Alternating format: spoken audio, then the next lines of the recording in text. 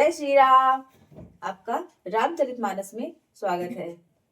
रघुपति राघव राजा राम, पतित पावन सीताराम। रघुपति राघव राजा राम, पतित पावन सीताराम। जानि गौरी अनुकूल सिय, हिय हरसु न जाय कहीं। मंजुल मंगल मूल बाम, अंग पर कन लगे। अर्थात सीता जी जब गौरी जी को अपने अधीन समझती हैं, अपनी पूजा के अनुकूल समझती हैं, तब सीता जी बहुत ज्यादा हर्षित हो जाती हैं और उनसे वह कुछ कहा ही नहीं जा सकता है कि वह कितनी ज्यादा प्रसन्नचित हो गई हैं, और जिसके कारण उनका मंगल मूल, उनके बाया अंग फड़कने लगता है। हृदय सराहत सियलो नाई, गुर समीप गवने दो भाई।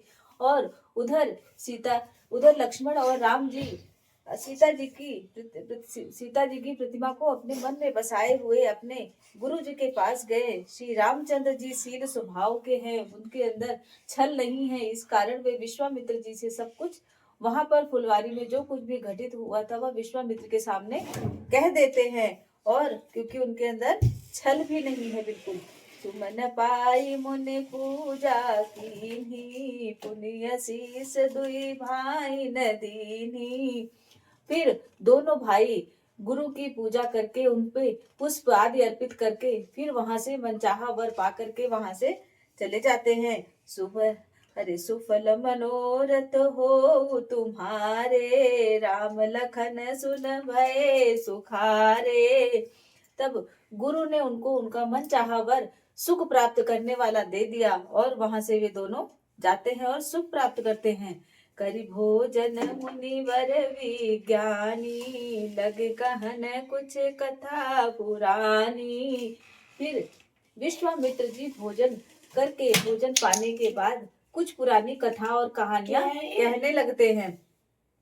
विगत दिवस गुर आयसु पाई, संध्या करन चले दो भाई।